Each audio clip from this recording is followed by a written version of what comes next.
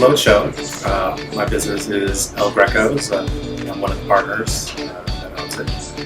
We are a long-time Greek restaurant here on the Strip in Carbondale. We have been in business for 40 years at this point. We took it over from the previous owners about a year and a half ago. It was definitely interesting and unexpected.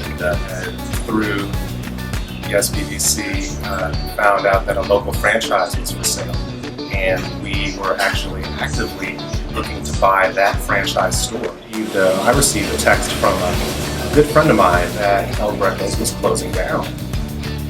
So at that point, while we were still training at this franchise store, I kind of whispered to my partner and said, "Hey, come over here, check this out."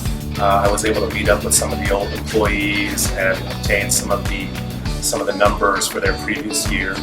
So we pitched them at 10 o'clock in the morning. By 10:30 we had a handshake. By 11 o'clock we were walking through the old building and talking about how we were going to reopen. So it was just an amazing start to an interesting side.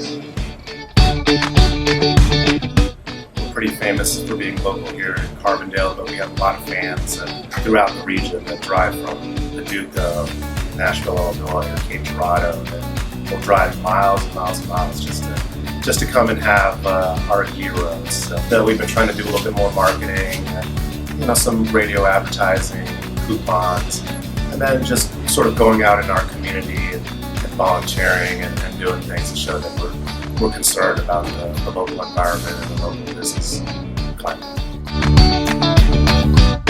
Things like our labor and inventory costs, our marketing costs, things like that. So that was one of the reasons that I reached out early. If we were going to hire 6 to 8 employees, whether there be funding available for that, or at the very least to help us craft our proposal a little bit better if we're going to get any kind of financing from a local bank.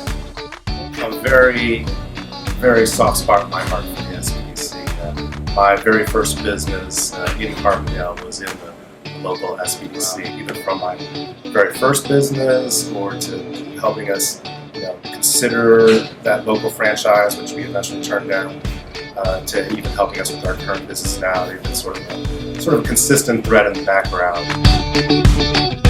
I guess you have to be resilient. There will be ups and downs. So you have to be resilient through the downs. You have to be sort of optimistic. So that'd be the one thing I would suggest. Just look into yourself and see if you have that resilience to withstand the ups and downs.